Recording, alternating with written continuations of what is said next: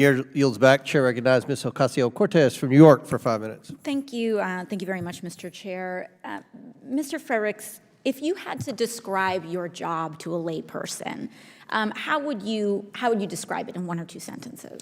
I'm the Chief Investment Officer. My job is to maximize returns for the state of Illinois and our beneficiaries. And your beneficiaries are the citizens and folks who reside in the state of Illinois, correct? The citizens of the state, they're the participants in college savings plans and retirement savings plans and retiree pensioners. So everyday people saving for college, saving for retirement, and who really just want to make sure they can put their dollar in a long-term investment that is stable, correct? Most of these people put their money in and they expect not to look at the next quarter, but we look at the next quarter century. And that's a distinction between what we see sometimes on Wall Street or in other types of short-term investment, where you really just want to look at what's going to make you money by the end of the year or in the end of a quarter, correct?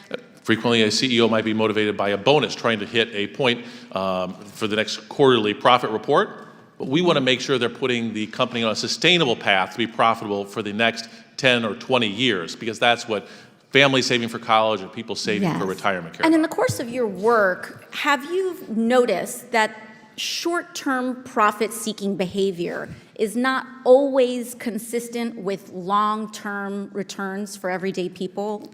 Correctly. The example we used with Purdue Pharma, when they sold highly addictive drugs to Americans, they made money hand over fist. It's a great business model to sell an addictive drug to someone. Mm-hmm. But until when those people start dying off, their relatives engage in class action lawsuits that sank that company. Or you can have a railroad company that determined we can make more money by cutting staff by 30%. We can add more cars to the rail to make more money. Mm-hmm. And we don't spend time moving the cars around to distribute load. And then when that railroad has a derailment in Ohio, it costs that company real dollars. Because it costs investors, shareholders, and beneficiaries. Yeah, and it's interesting that you bring that up, Mr. Frerichs, because I think what we're seeing here is that the other side of the aisle is making the argument here that we should just look at the balance sheets, the short-term returns, and the short-term investments in order to make long-term financial decisions. But the irony of that is that this committee right now and in the past has been charged with investigating companies that have abused the public by deliberately leaving critical information off those balance sheets. You've seen that in your work, haven't you, Mr. Frerichs? We've all seen this. I heard it talk about bad data. There was bad data, there was false data that sunk Enron. This had nothing to do with ESG. You can look and find bad data anywhere. It's the job of an investor to sort through that data and to look through multiple lenses. Right. We just lived through this with SBF and FTX. We just saw this 2 years ago. We went through a multi-installment investigation of DuPont's poisoning with respect to PFAS in water. Veterans communities that live around military bases, airports, et cetera, dealing with reproductive cancers, testicular cancers, from information that was withheld from those balance sheets. Norfolk Southern and the train derailment in East Palestine. Those communities are struggling to access information that this company is hiding because it is not necessary to put on their balance sheets. Right now, we are investigating Abbott for baby formula and the issues that were happening with infants dying in baby formula, and that too was kept off balance sheets, but also had financial impacts on the performances of those companies. They had to take that production offline.